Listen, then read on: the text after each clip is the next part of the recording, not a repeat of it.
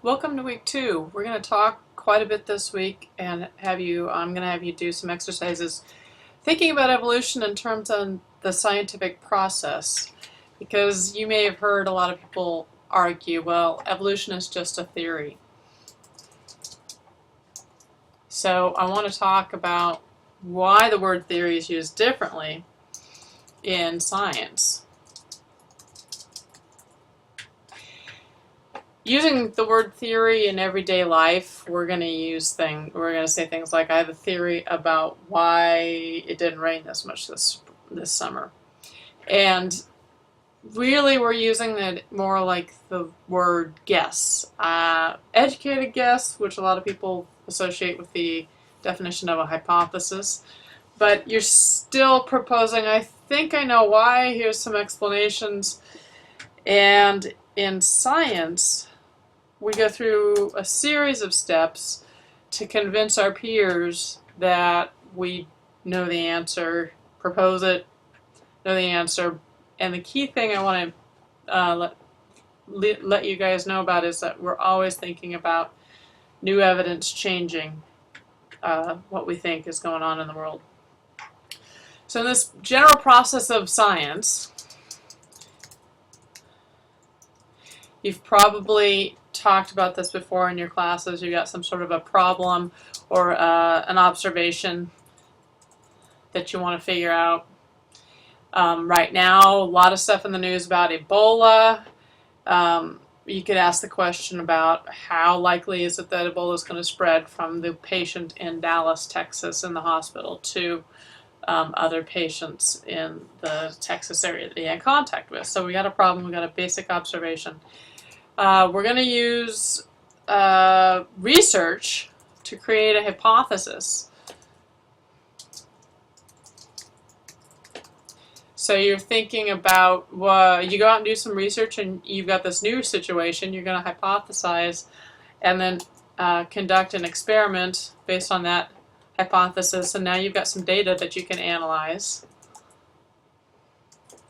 And a lot of times what we're talking about here, in the case of Ebola, are scientific models for disease spread. So scientists are working on, given this set of variables, if this is the case, what's the outcome? So they're running a series of mathematical functions and getting outputs and then testing that against the real world, and the models get better and better. A lot of science, modeling science is done this way, climate change is done this way, sometimes evolution is done this way as well.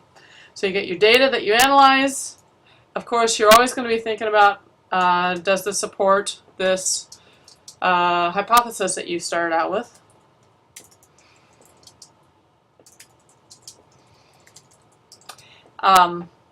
And then a lot of times, especially if it's a big new finding, you're going to repeat that. Make sure that your lab can repeat it. Make sure even that other people's labs might be able to repeat it. You are writing this up and sending it out to a publisher.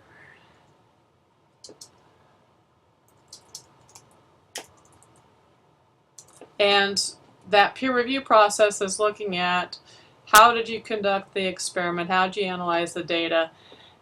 Do you convince somebody that's also in your area that your outcome is correct and you've supported, or you've disproved your hypothesis, depending on what you were aiming for?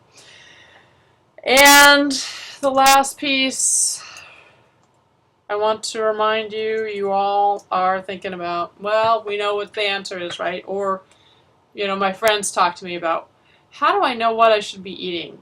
2 years ago, eggs were bad. This year, eggs are good. New information can cause us to revise our understanding and our knowledge, and in the health world, our recommendations for what people should be eating. So always be aware, science is going to revise with new information, better studies, and that's what the unfortunate thing is with the media right now, is they're picking up a lot of these stories that reverse themselves based on new information. Usually it's bigger studies, more people, longer term, and better than the previous research that was done. It looks kind of linear because I have to type it linearly, but when you are doing it, the scientific process, you're probably in a lot of these different phases at different times, and it's not always linear like this. So just be aware, it could be you're going back and forth between several of these phases. Do an experiment, that doesn't work, you go back, revise the hypothesis. Maybe some data analysis causes you to even change your experiment a little bit, so you're constantly shuffling back and forth in this. So there's a couple words that usually come up when I ask people about scientific process, and those are the words theory and law. If you've taken any other science classes, you're going to have these things talked about, and I like to tell biology students that we have several theories in biology. We don't have a lot of laws. And if you take a physics class or a chemistry class, you'll hear them talking a lot more about laws in there. Why is that? Well, part of it is because biology is squishy. We have evolution going on. Things take somewhat predictable pathways, but other times we get unpredictable results. And we've got this dynamic molecule, this DNA, that can change over time due to selection pressures. And the selection pressures can change over time. So we don't have a lot of laws. So the word theory in science speak, and if you're going to switch your brain over here for a minute into the science class that you're taking, theories, I like this Wikipedia entry because it's talking about generalized thinking. You're trying to explain how nature works.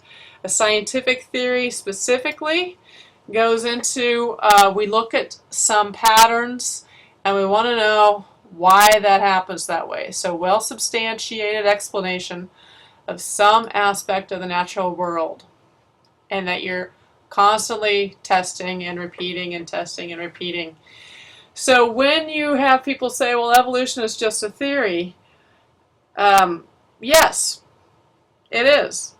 You got to switch them, though, out of the street talk about what a theory is to scientific talk about what a theory is. A scientific theory, again, is well-substantiated explanation of some aspect, evolution in this case. It's been repeatedly tested and confirmed, and it's banged on all the time. People are constantly studying evolution out there, and if somebody found a really different occurrence, they're going to publish that. They're going to talk about it excitedly. We geek out on things that don't look like they fit the theory.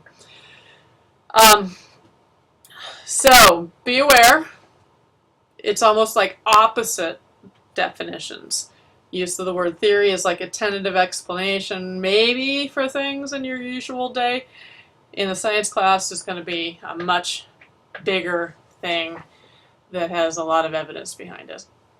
So, law. What is a law? Well, there's an interesting example I like to talk about in class, which is about gravitation. And if you go to like a Wikipedia entry on gravitation, you can search for the word theory and see that theory is in here 49 times. So they talk about gravitation as being a theory, and in Newtonian physics, it's somewhat different than when Einstein came around and blew everybody out of the water. So the general theory of relativity, again, Einstein was trying to describe phenomenon and big stuff, right? So he's looking at space-time and gravity and those kind of terms. So theory, there's a gravitational theory, which is why does gravity act the way it does? And then there is the law of gravity. And so you see that in this Wikipedia entry, they bounce back and forth. So the law of gravity is more like, if we have these set of conditions, what's going to happen?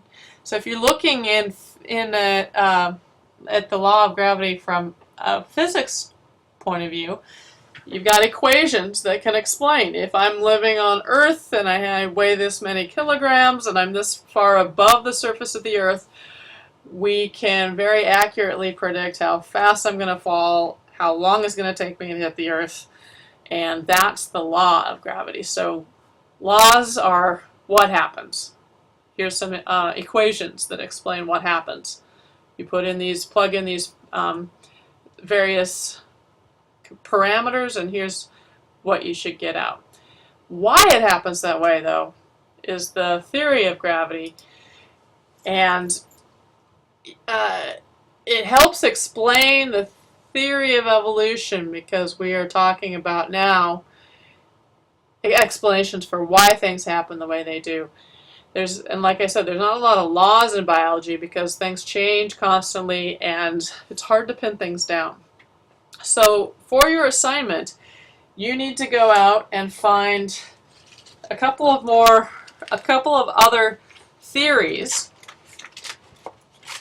After you post your response to how does the scientific definition of a theory differ from everyday use of the word, post a brief definition of a scientific theory other than evolution, and then using the theory of evolution, predict what might happen to the hawks in that video that we watched during week 1 with the mouse coloration. So the mouse populations had predators, visual predators, and that was a strong selection pressure on them for their coloration when the environment color differed.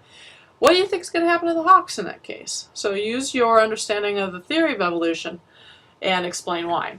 And then by Sunday night, I want you to respond to another person's prediction about what the hawks did. Think about grading them in a sense, like giving them feedback. How good is their logic about that?